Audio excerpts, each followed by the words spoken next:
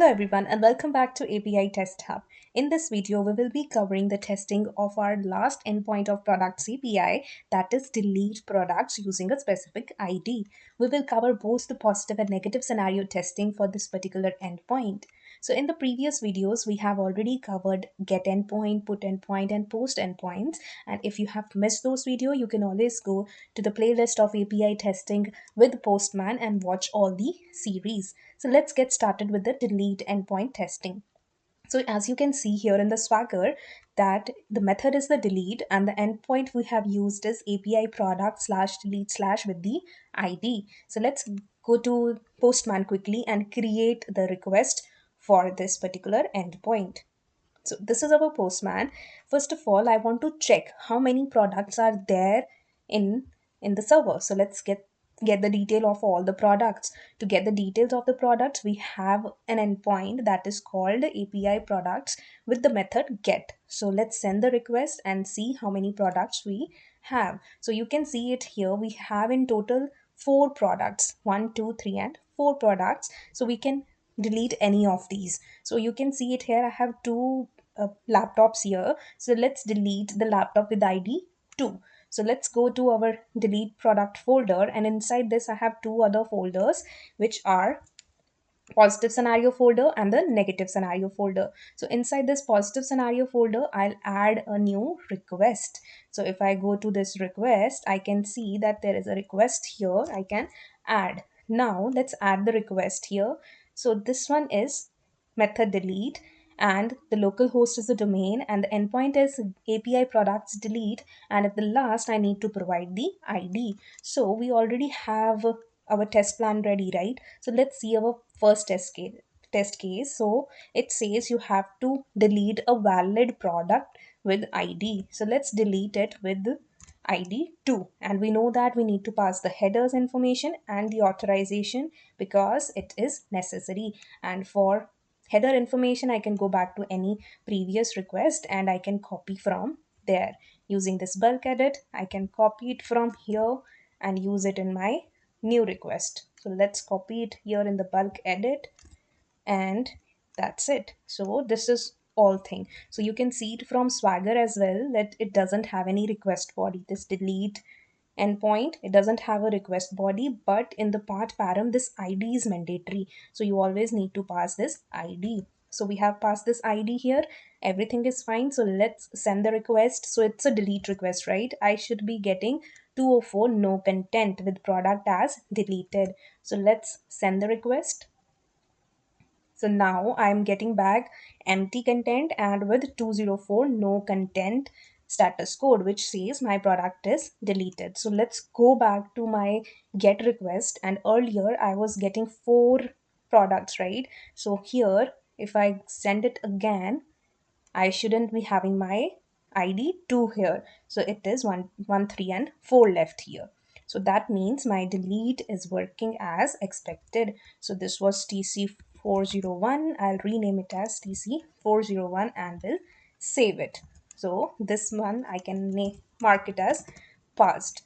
Next comes, what if I'm giving the ID which doesn't exist. So that will be my negative scenario. So let's make a duplicate copy of this and copy it in the negative scenario. And this is my test case number 402.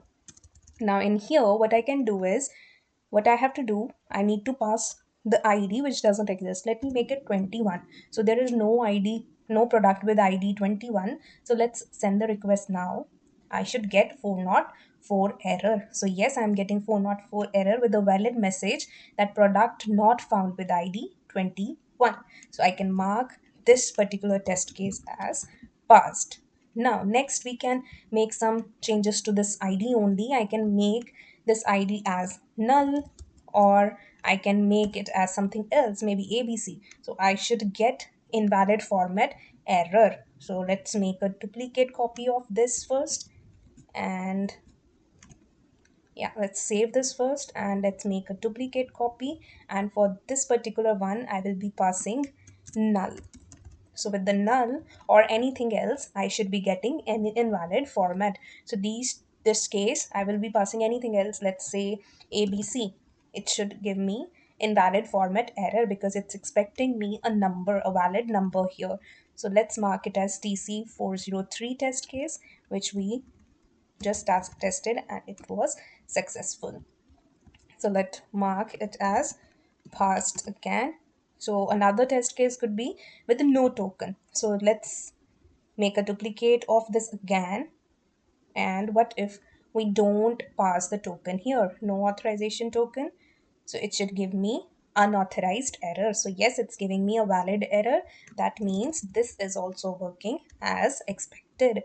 I can also validate the headers also here. So let's validate the headers as well. So what if I'm passing authorization but no headers? I should get the errors that my both the headers are missing. I should pass the headers to make it working. So let's make it this again. So unauthorized is working fine. So next comes, let it make it as passed. So next comes here is the fifth test case, which says, so if I delete the same product again, so I've already deleted the product with ID 2, right? So what if I want to delete that product again? So I should get something like 404, that product is not there if you want to delete. So let's send this and see what's happening. So yes, I'm getting the correct error code that that product doesn't exist anymore. So you cannot delete it. So this also works as expected. So I can mark it as passed. Or let's make a copy of this and you can make note of this as here by passing it as 2 and providing the authorization, and let's mark it as 405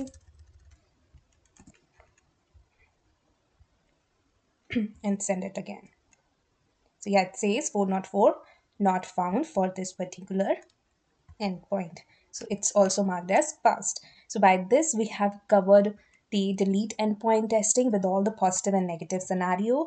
So I hope you have understood the testing of all the different endpoints of APIs, get, put, post, delete, and with all the possible cases you can consider while doing the testing. So that was about the manual testing of these APIs. So in the next video, I'll explain what is the bug life cycle and how you can report and create a bug using Jira.